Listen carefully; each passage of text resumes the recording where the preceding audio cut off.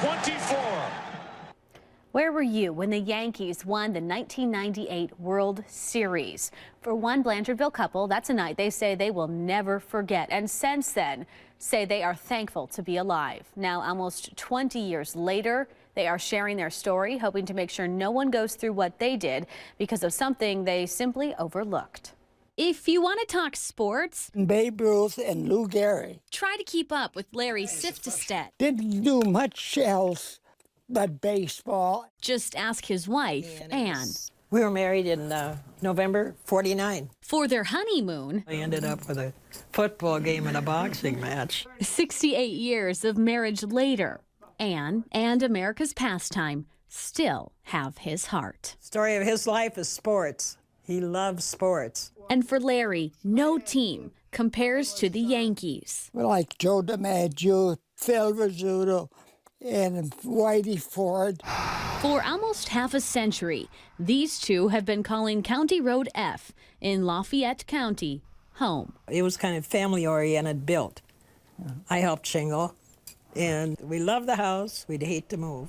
It's hard to think this is the place where their story almost ended. The night was October 21st, 1998. Then I went to bed about 8 o'clock because I told him, I said, I don't feel well. I really need to go to bed.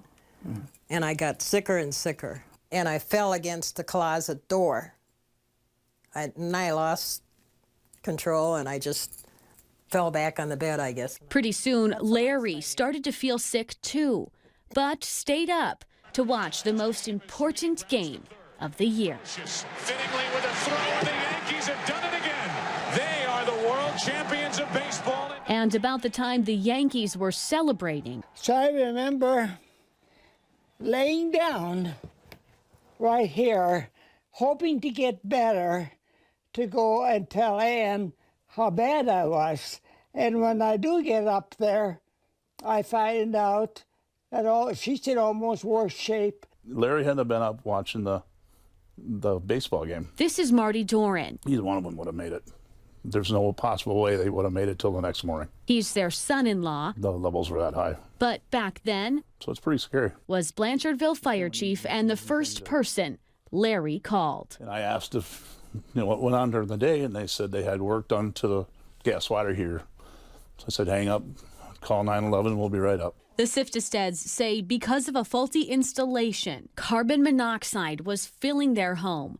When Blanchardville and Argyle crews got there, both were rushed to the hospital. Now, almost 20 years after the Siftesteds were poisoned by carbon monoxide, the Wisconsin Environmental Public Health Tracking Program says carbon monoxide sends about 500 people to the emergency room every year. So we're checking in with Blanchardville and Argyle Fire about what they say is a simple fix to a life or death situation.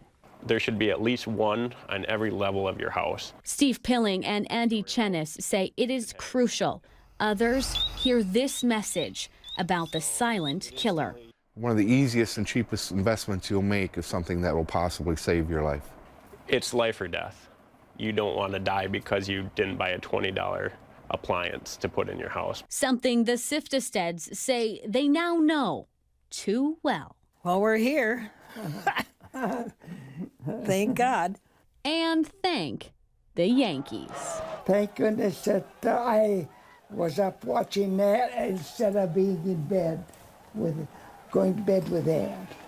So I credit the Yankees with saving our lives, and here it is, 19 years later. Thank you. Thank God he's a sports fan. Larry and Ann didn't have carbon monoxide detectors in their home when this happened to them, but say they almost immediately installed 3 afterwards. In Wisconsin, all residential structures are required by law to have working carbon monoxide detectors. Tonight, we are featuring one man with a birthday dating back to before any of us were born, and we're learning how he's still making every day count year after year. If you want to be a badger, just come along with me. If you think the Badger Ballad has an impressive history dating back to 1919, it's time you met Marvin Schilling. Just come along with me.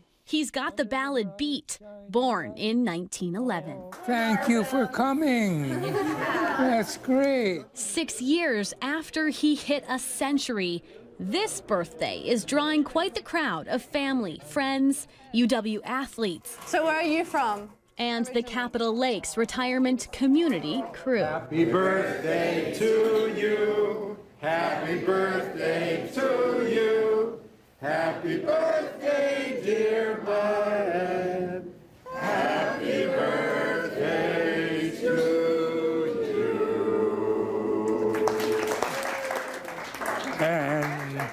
And many more.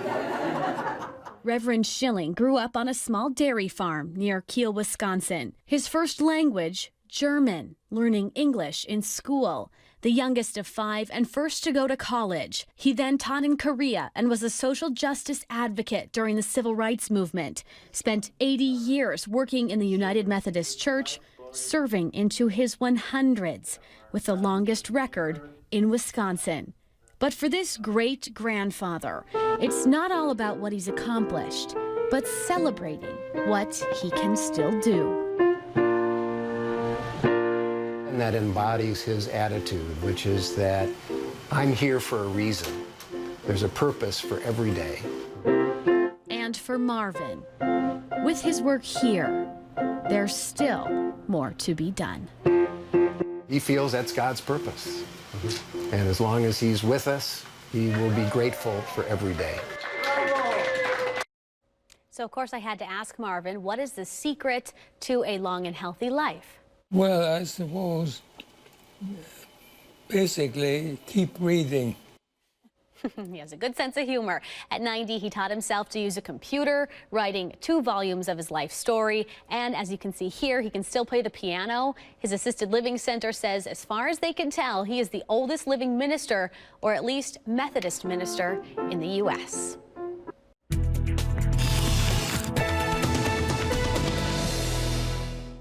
Earlier this year, we first told you about the Janesville Police Department's mental health flagging system. It's a pilot program aimed at helping with interactions between officers and people living with mental illness by letting officers know when they're responding to a call for someone with a mental illness. This project has been in the works for about a year, and today they share details about this project with law enforcement and other agencies across Rock County. Today we talked with Sergeant Mike Blazer, and he says they've reached out across the country, and this may be one of the first programs of its kind. We're not diagnosing anything, but if we can recognize that there's a problem, adjust our response as opposed to using tactics that are 20 years old. Law enforcement's always evolving. And Patty Slatter was at that meeting today. She is the president of NAMI Rock County.